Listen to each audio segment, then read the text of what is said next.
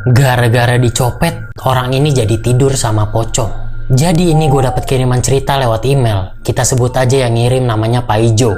Jadi Pak Ijo ini setelah lulus SMA, dia itu nggak bisa meneruskan kuliah karena masalah ekonomi. Untuk bantu-bantu orang tuanya, Pak Ijo ini memutuskan untuk pergi ke Jakarta, nyusul temennya tuh, buat kerja jadi kuli bangunan. Temennya Pak Ijo yang udah kerja duluan di Jakarta itu dulu udah pernah ngasih alamat tempat tinggalnya tuh. Akhirnya Pak Ijo ini berangkat ke Jakarta menggunakan bis dengan berbekal uang seadanya. Pak Ijo ini sampai di terminal Kampung Rambutan itu sekitar jam 2 siang. Setelah turun dari bis, dia ini makan sambil nanya-nanya lah alamat yang dia bawa. Entah gimana pas dia ini baru pengen bayar, ternyata dompetnya itu kecopetan. Hilang deh semua uang yang dia punya.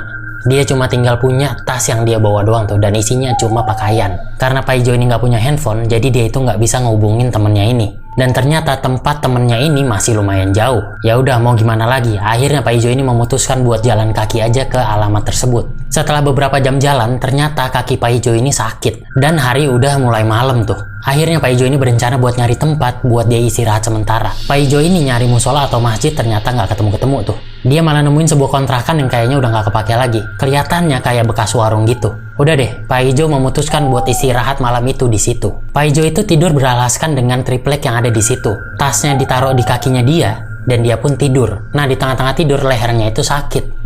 Dia itu pengen pakai tas buat jadi bantal. Dia nyari tas di sampingnya tanpa buka mata tuh. Ketemu, dipakailah tuh buat ganjel kepalanya dia. Beberapa menit kemudian Pak Ijo ini sadar kalau tasnya itu ada di kakinya dia, masih berasa. Lah, ini apa nih yang ada di kepalanya dia? Pak Ijo ini melek, dan pas melek, ternyata Pak Ijo ini tidur di pangkuan pocong. Ya, Pak Ijo itu tidur di pahanya pocong. Pocong itu diem doang dan hanya menatap lurus ke depan. Pak Ijo pun langsung bangun dan langsung lari tuh. Anjir, merinding banget. Oh ya, semalam gue baru upload video baru di YouTube. Kalau lu suka sama cerita horor, lu harus banget nonton sih. Itu ceritanya bener-bener serem banget, parah. Lu tinggal search Jody Aditya ataupun klik link ada di bio gua.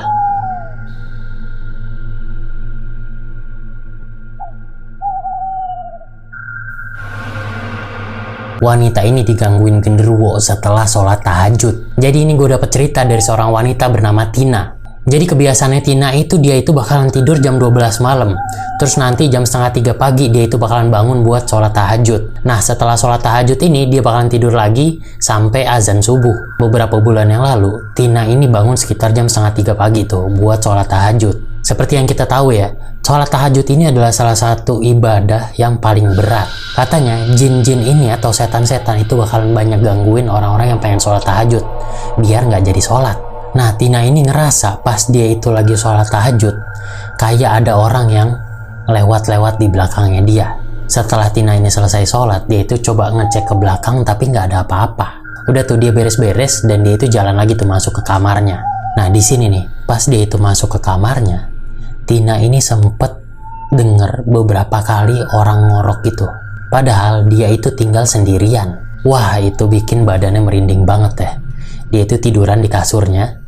Terus dia itu sambil baca-baca doa lah. Ternyata pas Tina ini lagi baca ayat kursi, tiba-tiba suara ngorok itu ada lagi. Dan itu suaranya makin jelas. Suara itu berasal dari sampingnya Tina persis. Dia itu ngerasa kalau di kasurnya dia nih di sampingnya, itu kayak ada sosok yang tidur. Karena ketakutan, dia ini gedein lah tuh suara bacaan ayat kursinya. Tiba-tiba sosok yang tidur di samping Tina ini tuh bangun. Terus dia itu ke atas badannya Tina dan nindiin Tina. Itu sosoknya ya hitam besar, berbulu, dan katanya mukanya itu bener-bener menyeramkan banget. Muka dari sosok itu tuh kayak marah banget sama si Tina. Cuma beberapa detik kemudian, sosok itu pun ngelepasin badan Tina dan sosok itu jalan keluar kamarnya Tina. Waduh, asli bener-bener merinding banget gue. Siapa di sini yang suka tahajud dan suka digangguin?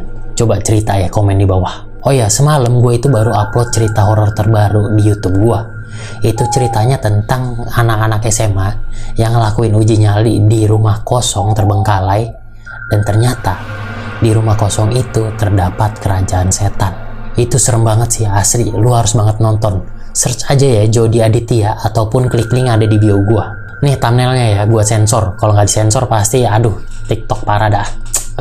Ayo buruan nonton, tonton sekarang.